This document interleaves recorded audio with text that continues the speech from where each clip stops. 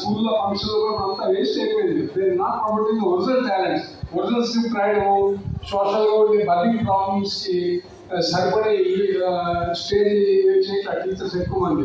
Only పాట వేయడము, దానికో డ్యాన్స్. ఓకే, మీ గురుగారి పేరు? ఓకే, ఏ పాట మీద మీరు డ్యాన్స్ చేశారు?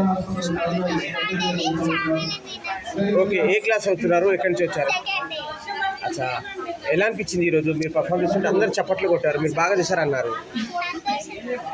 ఓకే, ఏమేమి నేర్పించారు గురుగారు మీకు? స్టెప్స్.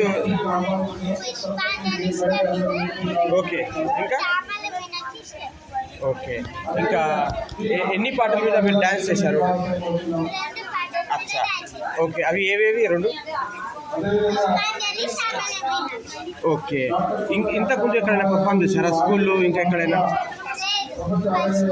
ఓకే, మీ కళ ఏంటి? మీరు పెద్దగా ఏమవ్వాలనుకుంటున్నారు?